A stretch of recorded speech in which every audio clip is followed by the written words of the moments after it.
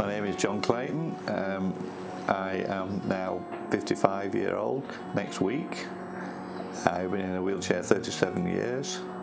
I had a spinal injury accident when I was 17-year-old. Went up into the village to the bank to do a routine job on a Friday afternoon, and came back down the village and hit a lorry with a motorbike. I glanced off the lorry and hit the side of a wall, broke my neck. The next thing I knew about this was I was laid in Pinderfields Hospital in the spinal unit at Wakefield.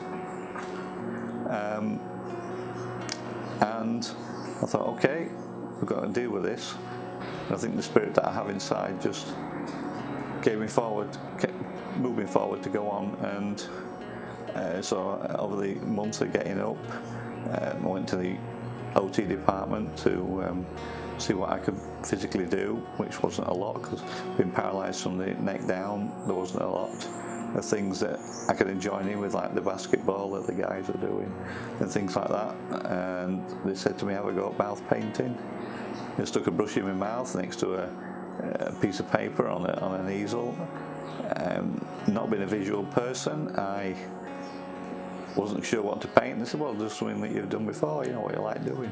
And I used to repair cars and lorries and things, so I attempted to do a bit of a painting of a car. Got frustrated with it, swore a bit, threw the brush down and said, that's it, never did it again. And then over time I was given a paint by numbers kit, so I started having a go at that, and the inspiration and the feelings I got from being able to physically do something of my own was tremendous. And from that I started then drawing and copying from old calendars, cards, and over the years I'm a self-taught mouth artist.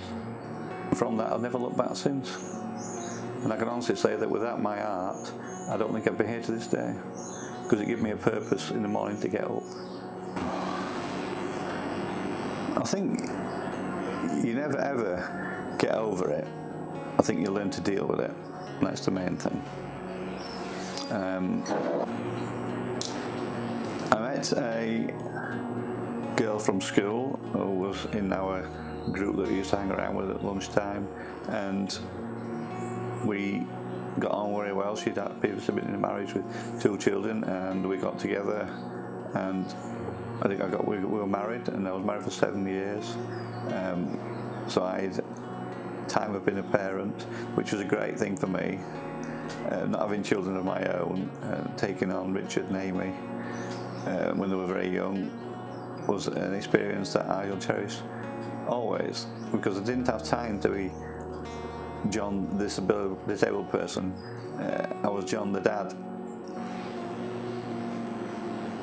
My first love, Lorraine, we went together at school, and when we left school I was involved in a moped accident, which was my own stupid fault, and it broke my leg.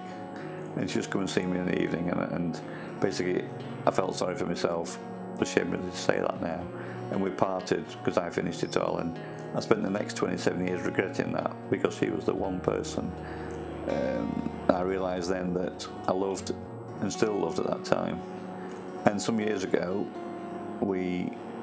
I was at a party with my brother, a Valentine's do, funnily enough, and I knew that she was on her own down in Suffolk, and her ex-brother-in-law was at this party we were at, and I gave him one of my cards and said, if you ever speak to Lorraine, just pass on my details and say, you know, if she'd like to get in touch. And the following week she rang me.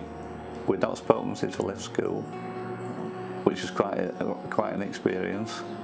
And we talked on the phone, and some months later she came over, and we came for weekends. And basically, cut long story short, we lived together. She came up here and lived with me for 3 years. And sadly, one Friday evening in June, she went to the kitchen to make some toast for herself and passed away. She wasn't poorly, nothing wrong with it. Apparently it turned out in the inquest that it was the sudden death adult syndrome, where the brain just said to the heart, stop. The police had to break into the house because I was in bed at the time. I talked to her while the services were getting here, but sadly she'd gone. Quite an important part of my life, quite a difficult time in my life to cope with. And I was talking to her, and the frustrations of being laid in bed and wanting to be with her and make sure she was well, and all the time there was silence in the house. And some days it's still hard to get my head around, but as time's going on, they say that time's a great healer, and it is to some degree, but again, she was a great lady, and a pleasure to have the 3 years together. We are all trying to be labelled into these days. It's quite unique, and I'm proud of it. And I'm just a guy in a wheelchair who can't maybe do everything as anyone else, but what I can do, I do to my best of my ability. And I want to then pass these things on to other people, to inspire anyone just to have a go, or to think that one day, they're a bit blue and thinking, oh, I can't do this, can't do that. Well, you can.